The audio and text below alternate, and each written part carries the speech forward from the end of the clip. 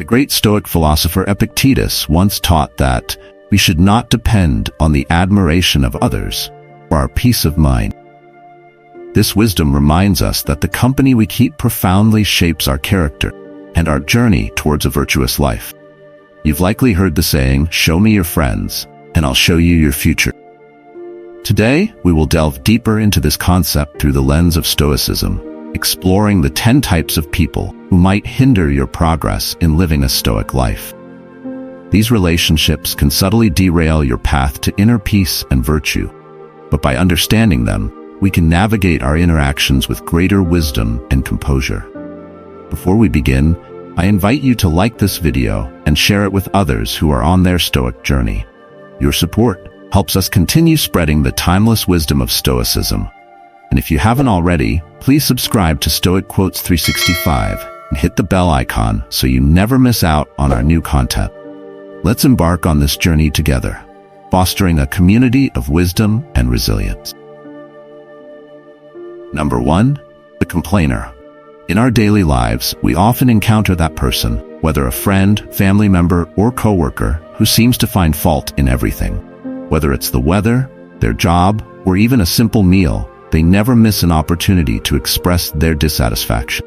While it may seem harmless at first, over time, the constant barrage of negativity can seep into your own mindset, subtly eroding your mental and emotional well-being. It's much like a small but persistent drip of water, slowly wearing away the strongest of stones.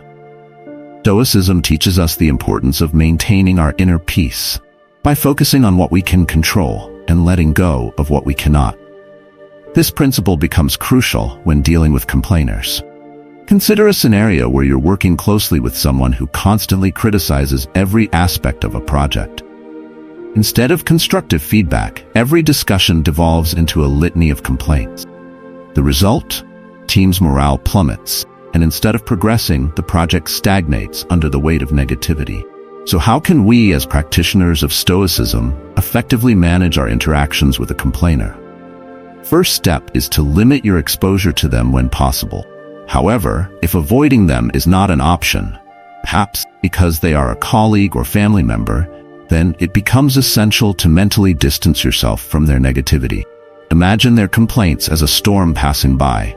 It may be noisy and unsettling, but it cannot disturb the unshakable mountain of your inner tranquility. Another Stoic strategy is to gently steer conversations towards solutions, rather than problems. Instead of allowing the discussion to spiral into a vortex of negativity, redirect it toward finding actionable steps or shift the focus to something more uplifting. This not only protects your mental peace, but also encourages a more constructive environment. As Marcus Aurelius wisely said, "You have power over your mind, not outside events. Realize this, and you will find strength." This Stoic insight serves as a reminder that while we cannot control the complainers in our lives, we can control how we respond to them. By doing so, we safeguard our mental peace and stay true to the Stoic path of resilience and virtue, ensuring that the negativity of others does not derail our own journey toward a life of wisdom and inner tranquility. Type of people. Number 2, the drama magnet. Imagine you're navigating life with the calm and deliberate focus of a sailor steering a ship through peaceful waters. But then, you encounter a disturbance, a drama magnet who pulls you into their whirlwind of crises, conflicts, and controversies.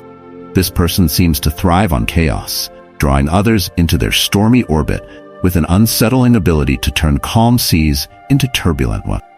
Initially, you might mistake their energy for passion or excitement. But soon you realize being close to them is like trying to sail through a relentless storm, exhausting and perilous. What makes the drama magnet particularly challenging is how their chaos can easily become yours. Their crises are like waves crashing against your ship, threatening to throw you off course. Without realizing it, you might find yourself entangled in conflicts that were never yours to begin with. For instance, imagine you have a colleague who constantly stirs up drama at work. One day, they're in a heated dispute with a coworker over a trivial matter. Next, they're dragging you into their ongoing feud. Initially, you may feel compelled to offer advice or support, but soon, you notice that your involvement only deepens the conflict and drains your energy. Stoicism offers us practical strategies for dealing with drama magnets while preserving our own peace.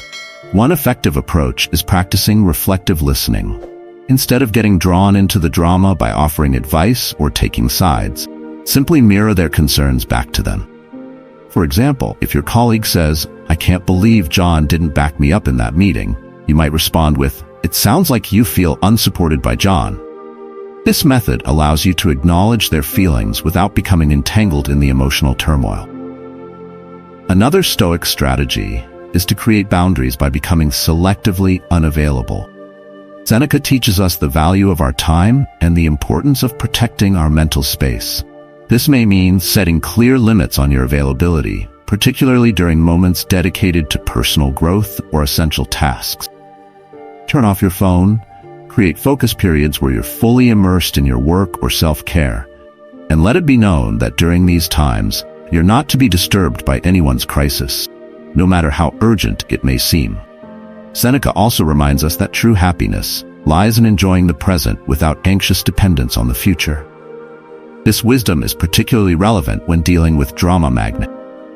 Instead of anxiously waiting for the next crisis to unfold, concentrate on the present moment where your control lies.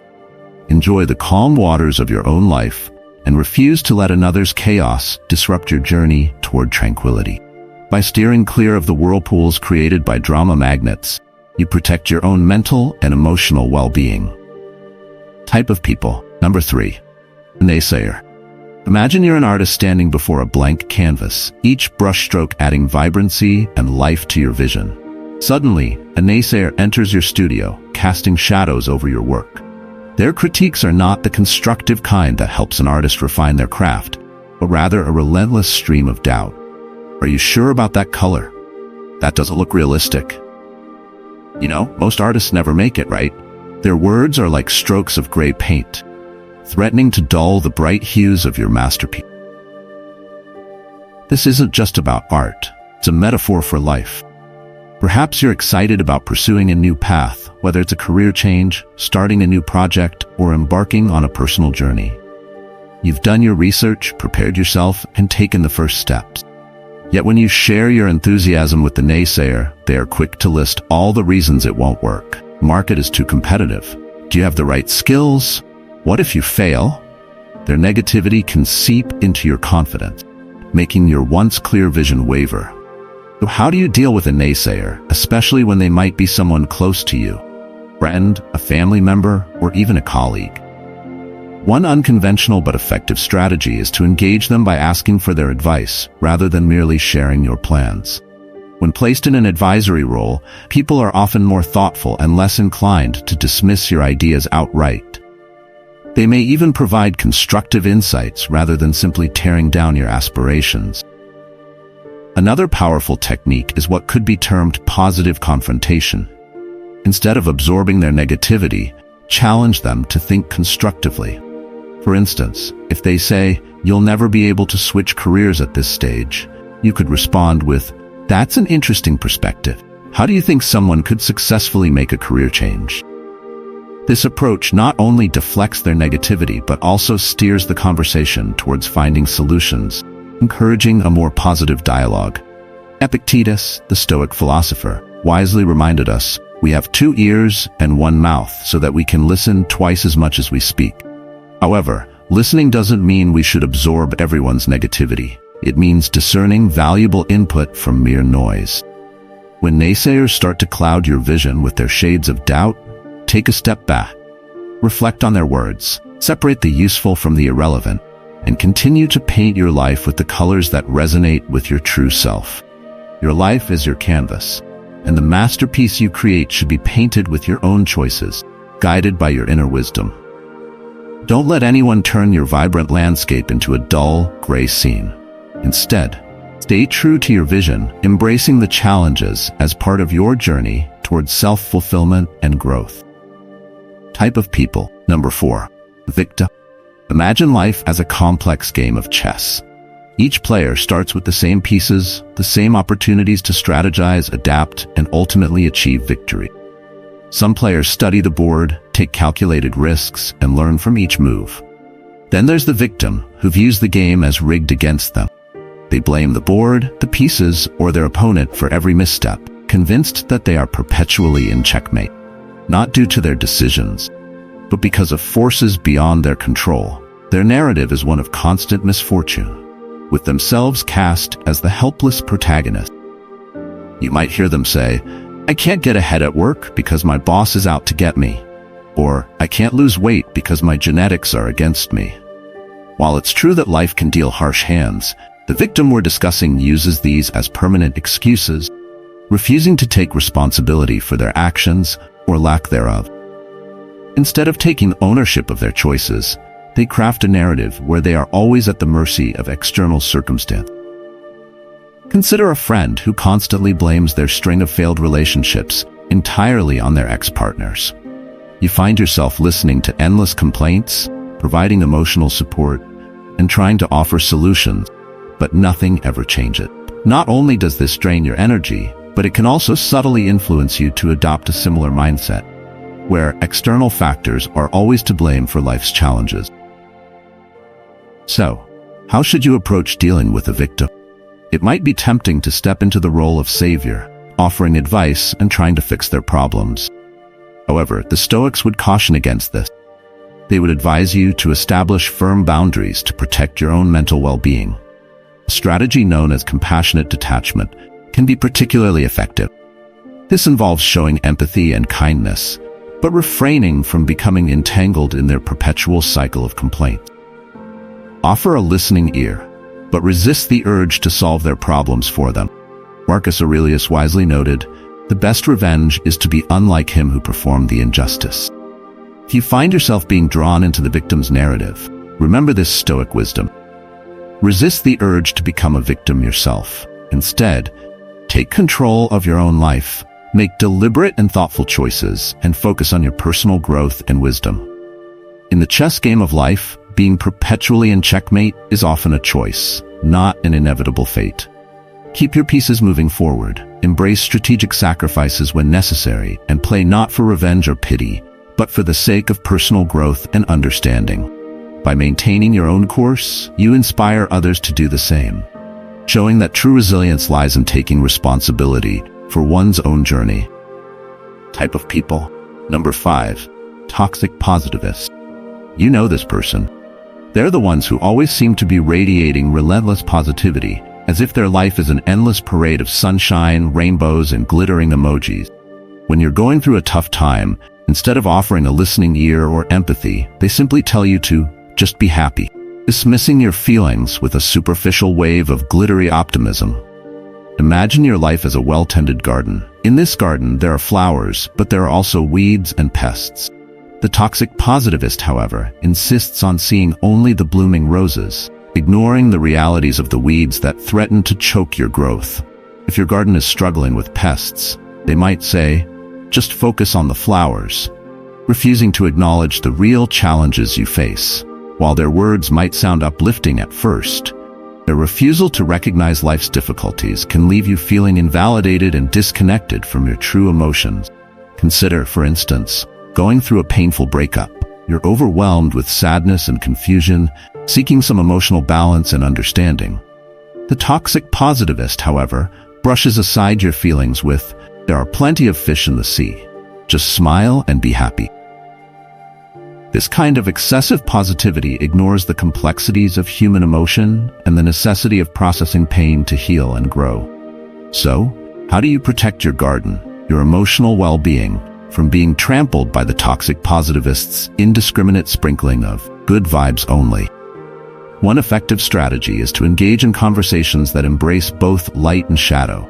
If they insist, "Look on the bright side, at least you have your health," you might respond, "Yes, I am grateful for my health, but it's also okay for me to feel upset about this situation."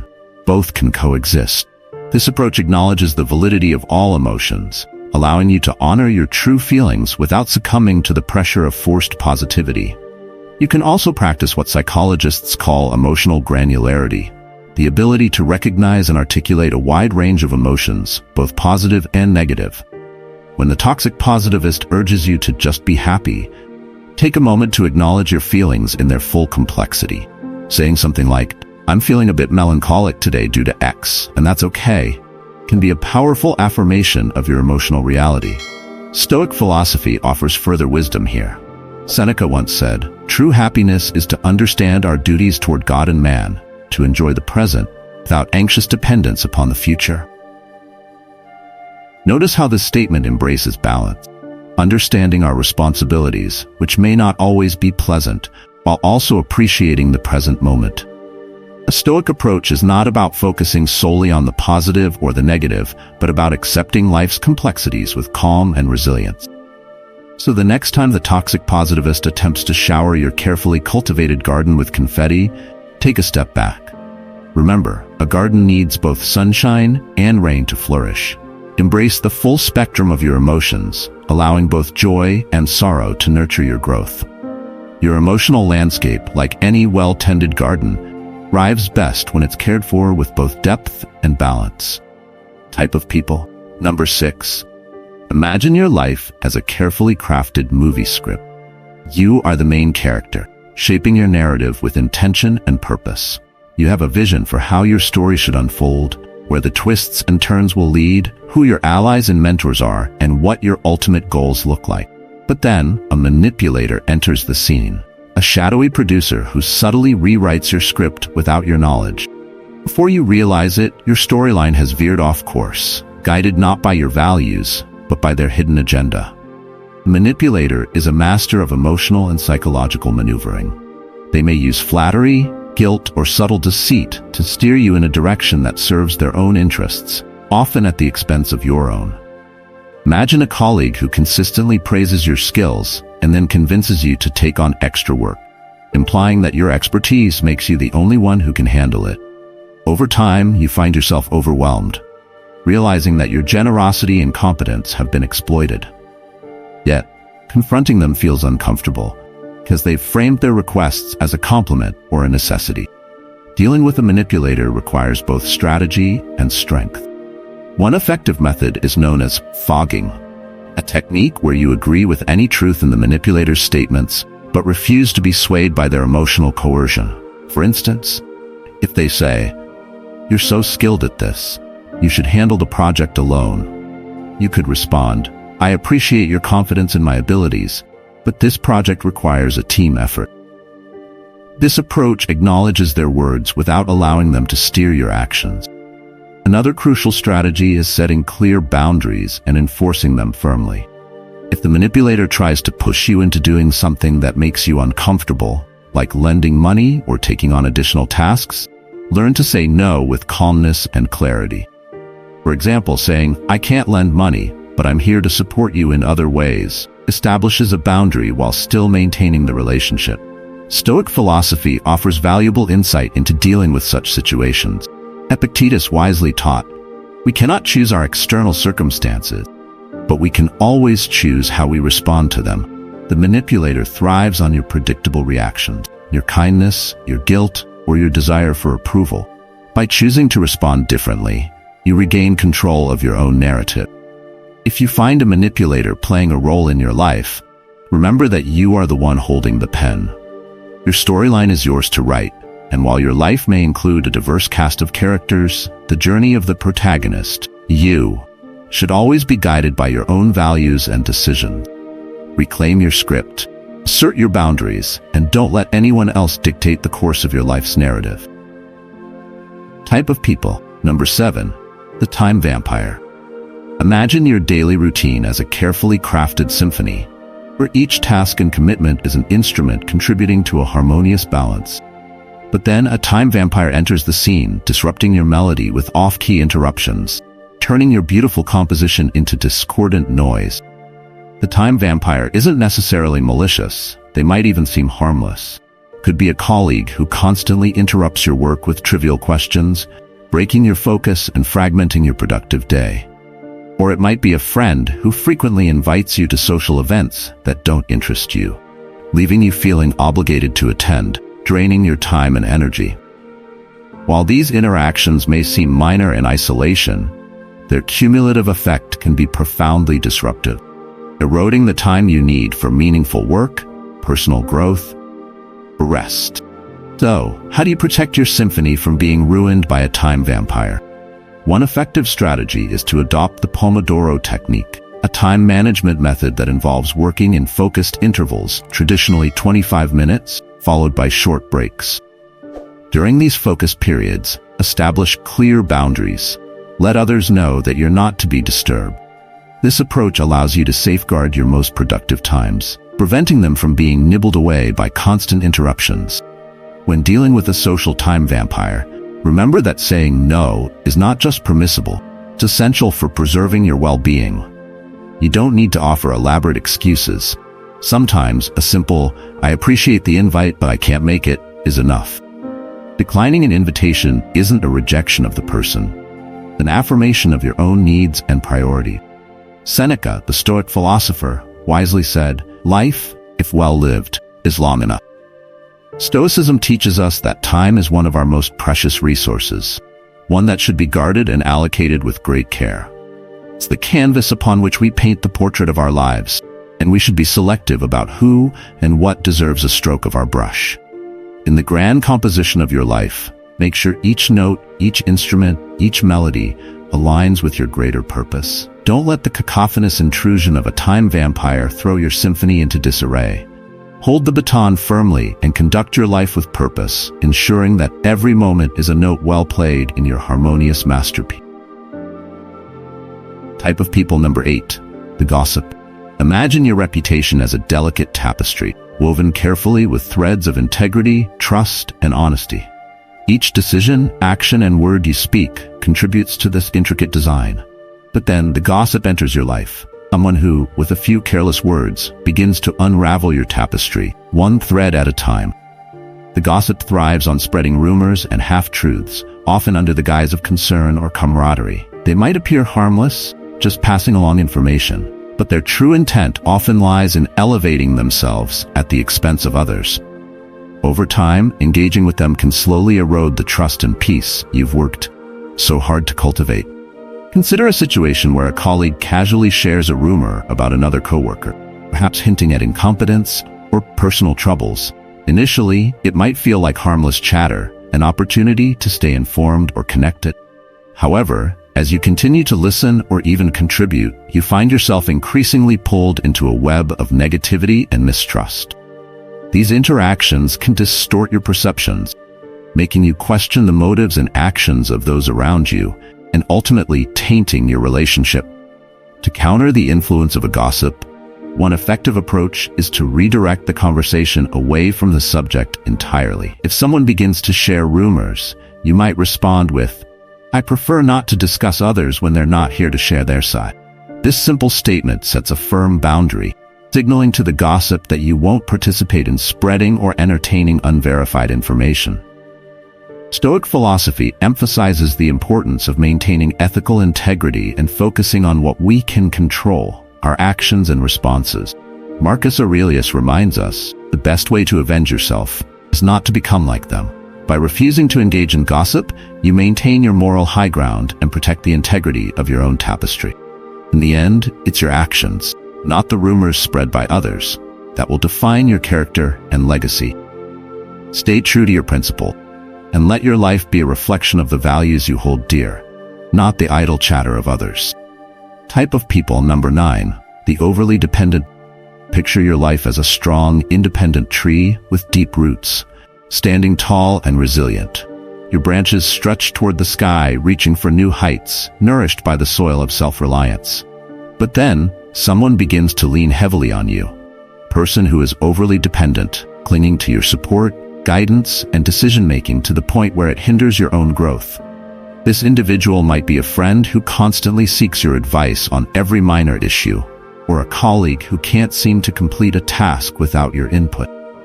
While helping others is a noble act, the overly dependent person can drain your energy and resources, leaving you feeling overwhelmed and unbalanced.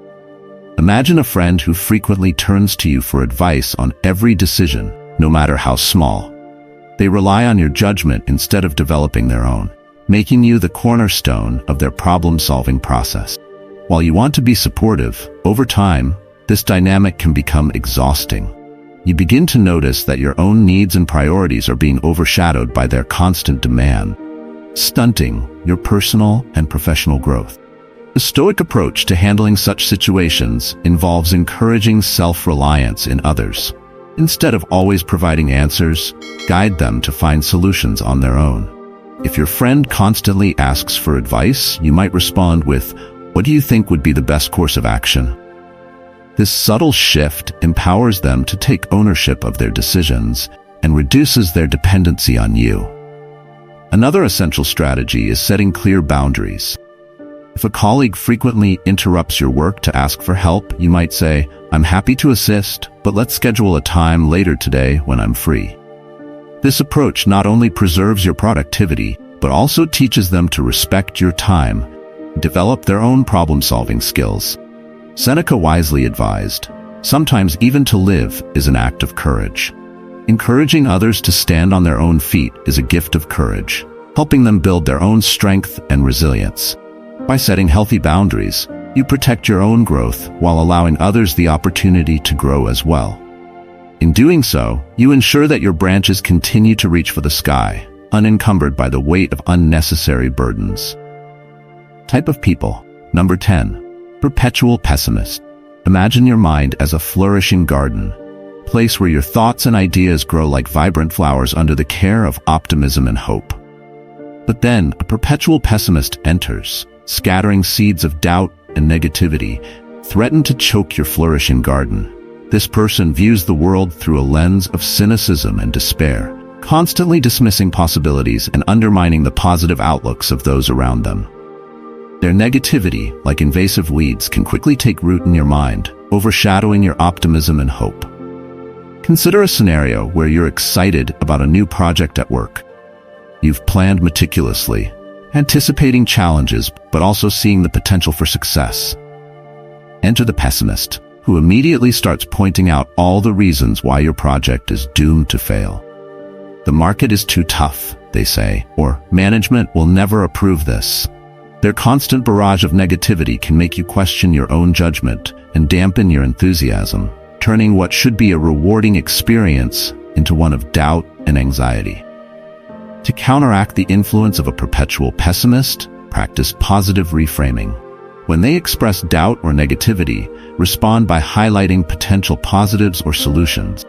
If they say, "This project is bound to fail," you might reply, "There are challenges, but I also see opportunities for innovation and growth." This response not only deflects their negativity, but also reinforces your positive mindset, keeping your garden of thoughts vibrant and healthy. Another important practice is maintaining your own emotional boundaries. Acknowledge the pessimist's concerns, but don't let their negativity take root in your mind. You might say, "I understand your perspective, but I'm choosing to focus on what we can achieve." This approach keeps your focus on growth and possibility, ensuring that your mental garden remains a place of flourishing ideas, not stunted by the weeds of pessimism. Epictetus taught, "It's not what happens to you, but how you react to it that matters." By choosing to react to pessimism with optimism and resilience, you maintain control over your own mindset. Your garden will flourish, nourished by hope and determination, while the weeds of negativity are kept at bay. In this way, you ensure that your mind remains a place where positivity can grow, no matter the challenges you face. As we've explored these 10 types of people who can influence our journey, we see how Stoic philosophy provides us with powerful tools to navigate life's challenges with wisdom, resilience, and inner peace. Whether it's the complainer who drains our energy, the manipulator who tries to rewrite our story, or the perpetual pessimist who sows seeds of doubt, understanding how to manage these relationships is key to maintaining our own tranquility and purpose. Thank you for joining us on this exploration of Stoic wisdom here at Stoic Quotes 365. If you found these insights helpful, please like this video and share it with others who might benefit from these lessons. Don't forget to subscribe to our channel and hit the bell icon so you never miss any of our new content. If you're eager to dive deeper into the principles of Stoicism, I invite you to continue your journey by watching more videos in our playlist, Stoicism for a Fulfilling Life. Each video in this series is designed to help you cultivate a life of virtue, wisdom, and inner peace. Let's continue this journey together, fostering a community grounded in the timeless teachings of Stoic philosophy.